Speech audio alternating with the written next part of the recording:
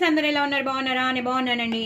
చూడండి ఎంత బాగా ఉడుకుతోందో పప్పు అనేది. చూస్తుంటేనే నాకైతే మురిసిపోవడం కన్నా చాలా ఆనందంగా అందంగా అనిపిస్తుంది. ఎందుకంటే ఆ వెల్లుల్లిపాయలు కానీ, ఎండుమిరపకాయలు కానీ, మనం వేసిన కొత్తిమీర కానీ, కరివేపాకు కానీ, ఆ టమాటోలు కానీ, ఆ సొరకాయ కానీ, నేను చేసింది ఇంతకీ నేను చెప్పకుండానే మీకు బోల్డ్ అంతా చూపిస్తున్నాను కదా. ఏం లేదండి, ఇది మాత్రం ఆనపకాయ పప్పు, అంటే సొరకాయ పప్పు కందిపప్పులో వేశాను. మాక్సిమం చాలా మంది పెసరపప్పులో వేసుకుంటారు, కానీ మా ఇంట్లో వాళ్ళకి పెసరపప్పు అంటే ఎక్కువ ఇష్టం ఉండదు.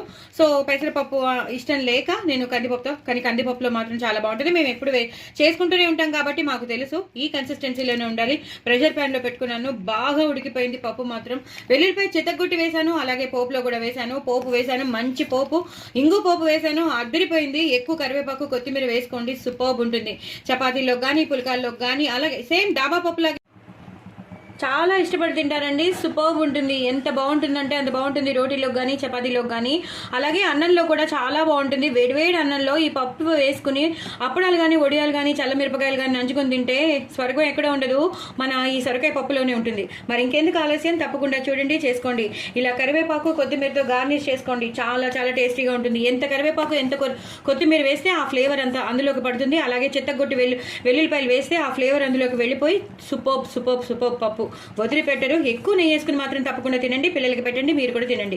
నా ఛానల్ మాత్రం సబ్స్క్రైబ్ చేసుకోవడం అసలు మర్చిపోతే, ఇది చూసిన రెసిపీ ఇది చూసేసి రెసిపీని మర్చిపోవద్దు, అందులో పడిపోయి మర్చిపోవద్దు. అదే తప్పకుండా సబ్స్క్రైబ్ చేసుకోవాలి. పాపం ఇంకో నలుగురికి షేర్ చేద్దాం పాపం శ్రీవల్లి టాకీస్ అని అనుకోండి. తప్పకుండా చేసుకోండి, ఎంజాయ్ చేయండి. చాలా చాలా టేస్టీ అయిన పప్పు కాబట్టి అసలు వదిలిపెట్టరు, పిల్లలు కానీ పెద్దవాళ్ళు కానీ. చాలా చాలా టేస్టీగా ఉంటుందని. సో ఇంకెందుకు ఆలస్యం, నా ఛానల్ మాత్రం సబ్స్క్రైబ్ చేసుకోవడం అసలు మర్చిపోద్దు. ఇంకో నలుగురికి షేర్ చేయండి, ప్రమోట్ చేయండి. నా శ్రీవల్లి టాకీస్ని నిలబెట్టండి. చాలా చాలా టేస్టీగా ఉంటుందండి. చూడండి ఎలా ఉందో. సూపర్బ్ ఎక్సలెంట్ పప్పు అండి. అసలు వదిలిపెట్టరు. 1-2-3 సార్లు తినేస్తారు. ఇవాళైతే వెయిట్ పెరగడం గ్యారంటీ. నన్ను ఏమనద్దు. బాయ్ అండి.